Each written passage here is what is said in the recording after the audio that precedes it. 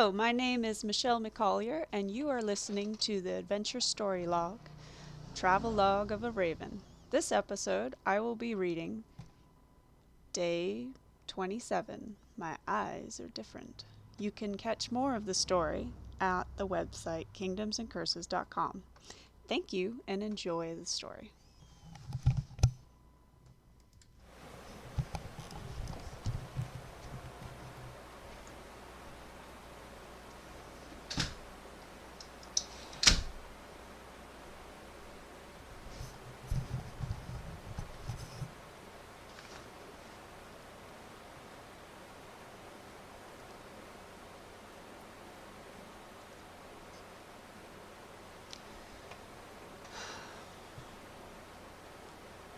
I awoke. Vomit clung in icicles from my chin. There was some insulation from the cold. I wore only my chest wrap. My pants abandoned me long ago. My hand clutched a piece of cloth I didn't recognize. On it, I had scribbled illegible words. Just sounds, really, and a crude drawing of my foot on a goat with spikes on the big toenail. I laid 2 cart lengths from the trail, beneath a steep rock face. I must have been kicked by a goat to get there. My mouth felt dry as a creek bank in late summer. I ate the snow off the side of the mountain. My stomach gurgled weakly in its emptiness, as if I hadn't eaten in days. My insides felt hollowed and torn out of me, as they did the morning I woke, with my mother's lifeless arms wrapped around my body. I managed to climb up to the trail. It took me half the day. Somebody stacked my things neatly in a pile. Everything but my breeches, of course. I counted my scrolls several times, and I kept forgetting which number I was on. I am not wise, but shifted. The moss speaks the tongue of those who lurk in the dark. I see through the eyes of the hawk and the trout she just caught, and the dried, wind-blown dandelion that lured the fish to the water's edge. I am a he and a she, queen and a farmer digging his cow manure into the fields.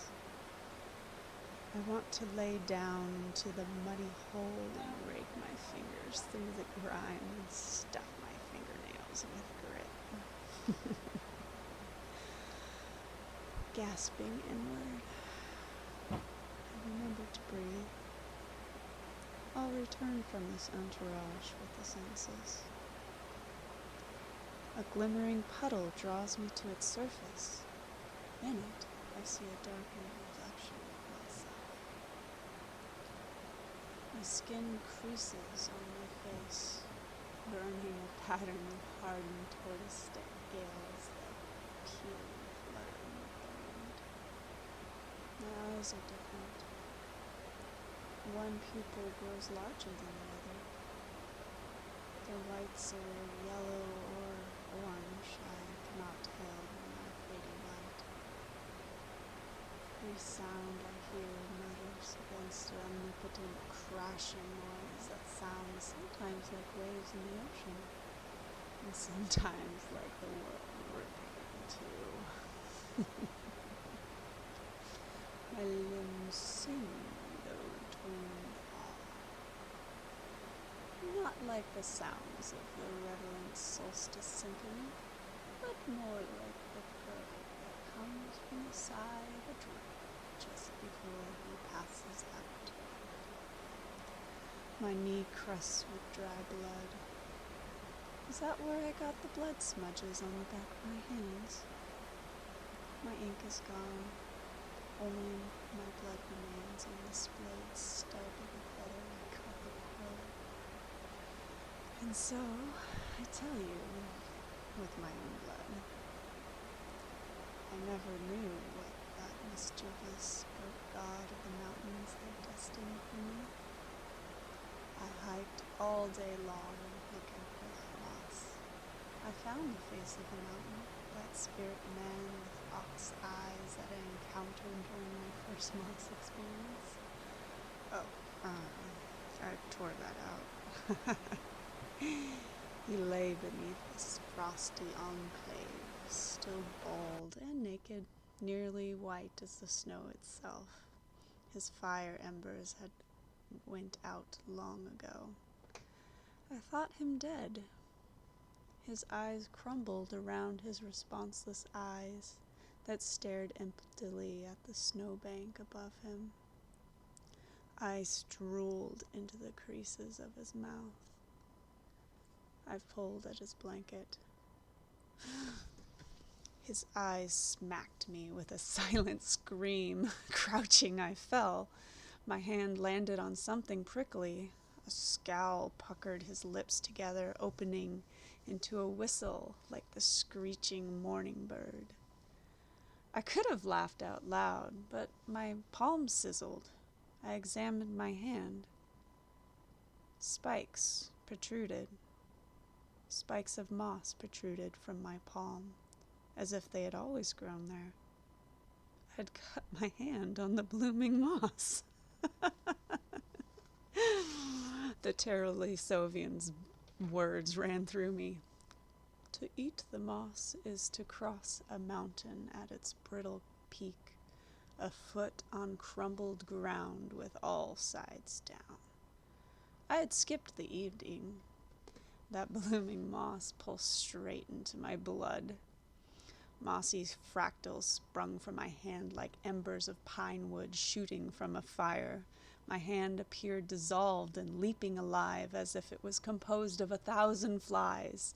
Shaking my arm in front of me, the flies leapt about, each taking a different route to my hand's next stable place. Fascinating. I waved my hand slowly through the air, watching the flies chase my hand. At some point, I noticed them creeping up my arm. Alarmed, I shook my arm vigorously, but they only continued moving upwards, crawling past my elbow. Wouldn't be long now. I dug out my hand. A wall of moss stood in the enclave before me. Using my fly hand callously as if it was a knife, I'd scrape off all the moss I could into my bag. Barely filling half the pouch, I shoved the bag underneath my belt as the flies began tickling my armpits. Flying through the breeze floppily as a big-pawed puppy, my papers rattling and crunching with every thudding step, I dashed down the mountain pass. As my boots clumped heavier with more force, the hills bled like ink on a wet paper, their blues and reds washing down the slopes. About me, the shades of white and green faded into a shadow of black. It is the last thing I remember before I awoke this morning. I passed that terribly Sovian boy again. It had been 5 days since I passed him last. 5 days? He was not friendly this time. I heard the stream before I saw it. It trickled several cart lengths below me. My tongue lapped playfully around the edges of my cracked lips as I grew closer. My belly swelled with the excitement of having something in it. As my lips grew closer to the gurgling pool, a rainbow turd floated beneath my nose. Time dislodged. Had I just pooped?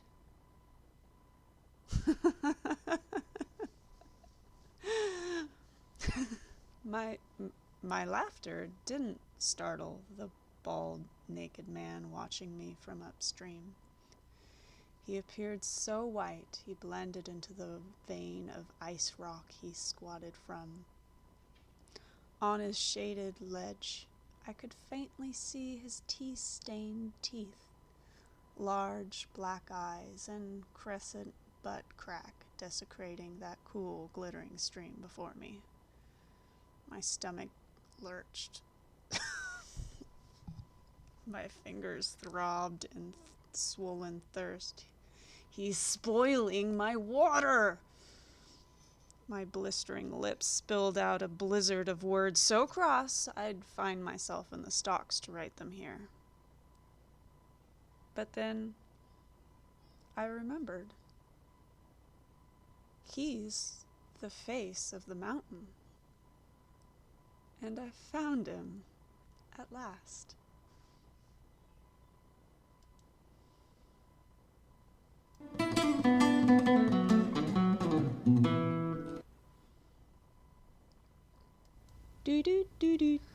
Hey, Raven fans!